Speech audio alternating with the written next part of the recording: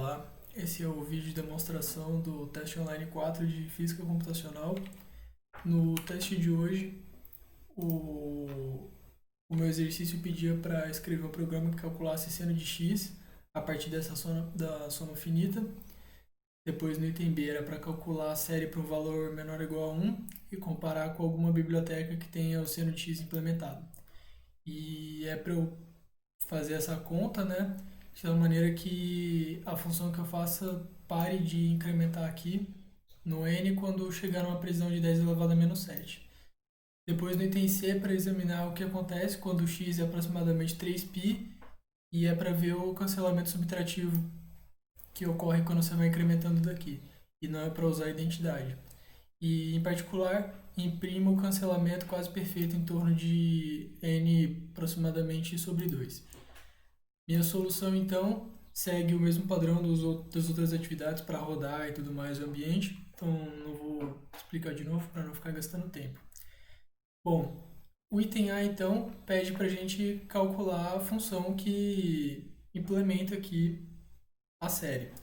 O jeito mais natural que você pode pensar é tentar transcrever isso daqui exatamente como está para o computador, que seria essa primeira função que eu fiz aqui. Então, para n pertencendo ao conjunto de 1 até n maiúsculo, né, que é o valor que você entra como argumento da função, vai retornar um número real.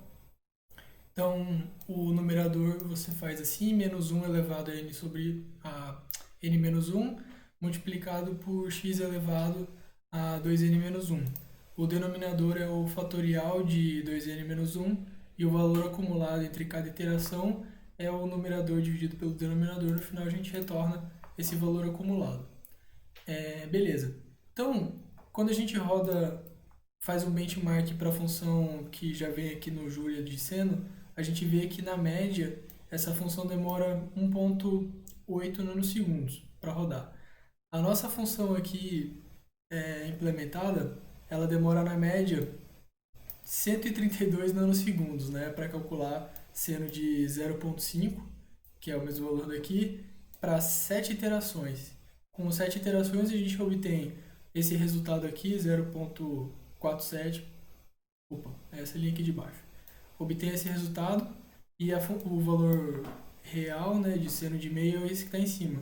Se você reparar, os dois são a mesma coisa. Se eu subtrair isso daqui, vou só deixar assim, dá zero, né?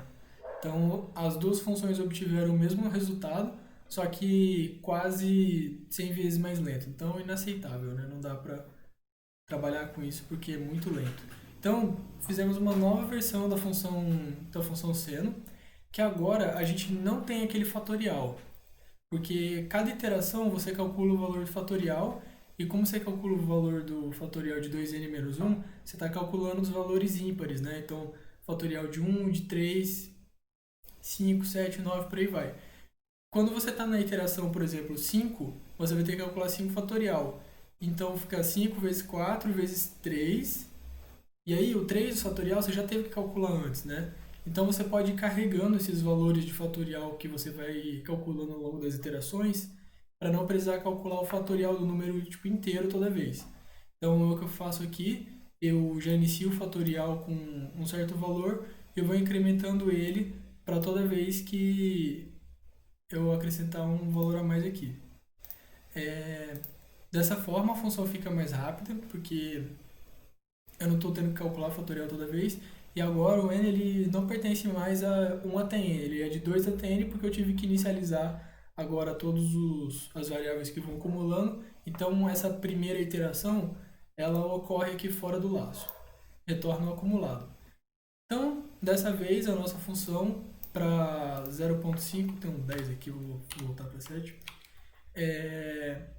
ela demora 2,7 nanosegundos, então já reduziu bastante, era 180, eu acho. Não, 132. Então já melhorou bastante só de tirar o fatorial. Em vez de colocar x ao quadrado, eu coloquei x vezes x, que é a mesma coisa, só que tem uma implementação no processador mais eficiente. O resultado é o mesmo, vou voltar aqui para 7, que é o mesmo valor que estava lá em cima, né? Continua sendo igual. Aqui embaixo, o seno de meio menos o seno de meio que a gente acabou de calcular, ela é menor do que o epsilon, que é o erro do float 64. Quando eu coloco o valor real aqui, na função daqui de cima, real ele é um supertipo que engloba todos os tipos de float e ele usa nativamente float 64 porque meu processador é 64 bits. Então, essa linha aqui diz basicamente que os dois são iguais, dado a margem de erro do float 64 bits. E aí, essa nova versão, aqui demorou mais do que o texto que está aqui embaixo, porque como eu estou gravando a tela, né, acaba ficando mais lento mesmo. Mas enfim, então o item A pediu para a gente calcular aquele somatório, foi o que a gente fez de uma maneira até que boa. Só que aí no item B, ele pede agora para a gente, ao invés de ter que inserir o valor de n, agora a gente vai ter que fazer com que o nosso método descubra quando que a gente tem que parar de incrementar, de ir acrescentando valores nesse somatório, quando chega no ponto em que a casa decimal que você está alterando já passou do erro que você quer. E aí é o que essa função aqui 3 faz. Para ser um algoritmo, você tem que garantir que ele vai terminar, né? Então, não só parar quando atinge uma precisão, porque talvez não atinja a precisão, talvez o número estoure antes, e aí ele começa, na verdade, a precisão a ficar um valor muito grande e crescer para o infinito, e aí o seu programa não vai parar. Então, o if, que tem um break relacionado com a precisão, não pode ser a única forma de parada, você tem que acrescentar uma outra forma de parada também. Nesse caso, quando o n, que é a quantidade de iterações, for igual a 20, o meu while vai parar de qualquer maneira. E isso é para garantir que o programa vai terminar. Esse valor 20 aqui é completamente arbitrário, eu só coloquei um valor que eu percebi que nunca precisava chegar para os valores de seno, né? E aí a ideia é o seguinte, agora, ao invés da gente ir acrescentando toda vez, a gente tem que decidir se a gente vai continuar acumulando. Então, a gente tem um delta, né, que é esse valor que está variando de uma iteração e outra, e o que a gente vê é se o valor acumulado anterior menos o valor acumulado anterior mais esse delta, que é o tanto que vai variar, se essa subtração no valor absoluto é menor do que a precisão. Então, fazendo isso, a gente vê o quanto que esse delta que está alterando agora, ele corrobora, o quanto que ele colabora para o nosso número aumentar ou diminuir, né? Enfim, a implementação, e aí se esse valor aqui for falso, né? Se a gente tiver colocando um valor menor do que a precisão, maior que a precisão, foi mal, ele dá um break. E aí sai fora do while. Se não sair fora do while, a gente vai incrementar esse delta dentro do acumulado e vai incrementar o n também. E aí retorna o valor acumulado. Dessa forma, a gente não precisa colocar de forma explícita aquele n, que é a quantidade de iterações, a gente só precisa falar qual que é a precisão, mas eu deixei como valor default 10 elevado a menos 7, para não precisar também ficar indo toda vez. Enfim, então calculando agora para 0.5 sem entregar nada, o programa dá esse retorno aqui. Então, se a gente contar as casas decimais até quando fica igual ao seno, deixa eu acrescentar aqui, então seno de 0.5, se a gente ver, provavelmente 5, 5, 3, acho que até aqui é igual, né? Tem 1, 2, 3, 4, 5, 6, 7. Tem uma casinha a mais aqui que acabou ficando de precisão, provavelmente porque essa iteração a mais aumentava 2 casas e não só uma, enfim. Mas tá razoável, o programa ele para quando tinha que parar. E se a gente calcula aqui a diferença entre os dois valores, a gente vê que está na casa do 10 elevado a menos 9, que está razoável com o que a gente quer, né? Justamente porque a cada iteração, não necessariamente a gente vai mexer em só uma casa decimal. Às vezes, de uma iteração para outra, você altera 2, 3.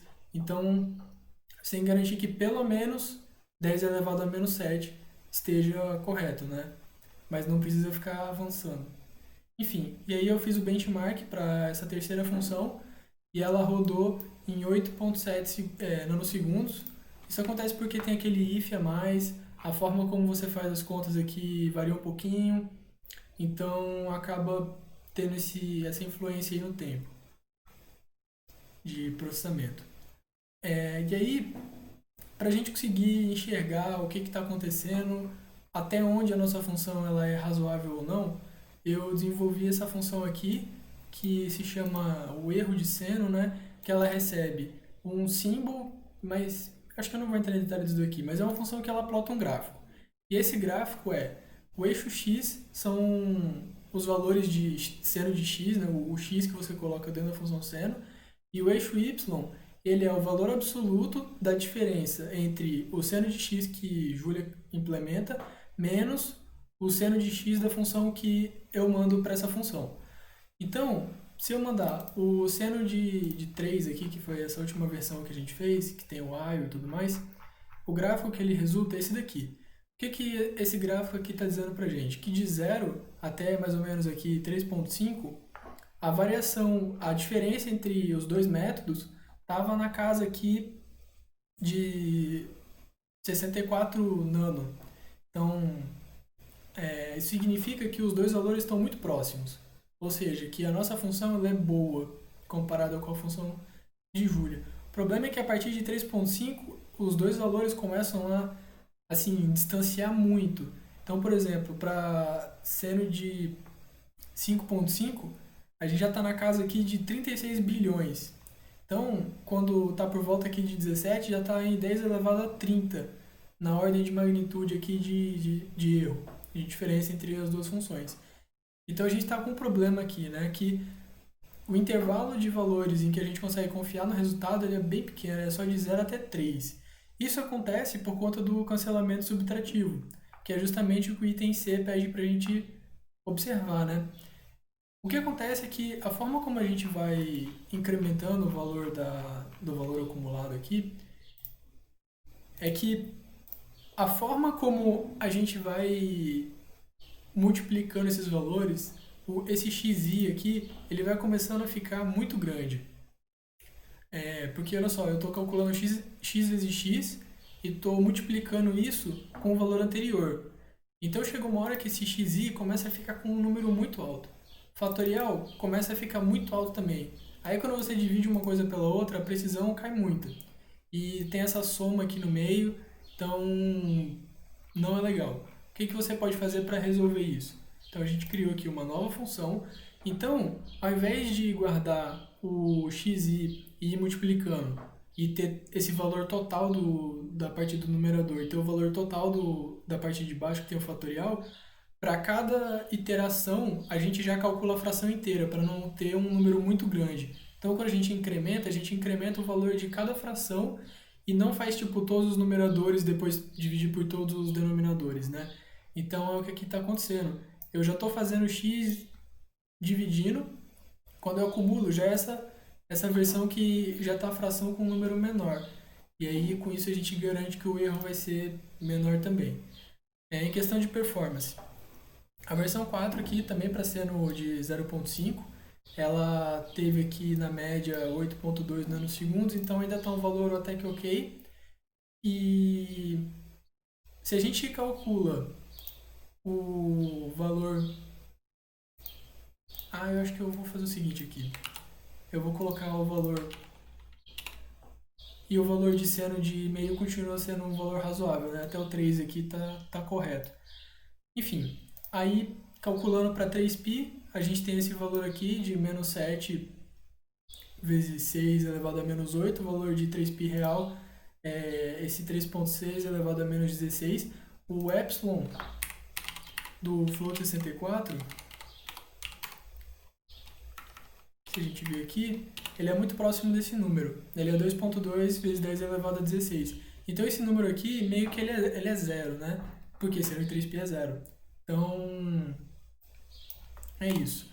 Se a gente calcula a diferença, o absoluto da diferença, o valor é 7.6 elevado a menos 8, que também é compatível com o que o enunciado pedia, né, de ter as 7 casas lá de precisão. E aí, se a gente calcula o mesmo gráfico que calculou antes, a gente obtém esse daqui.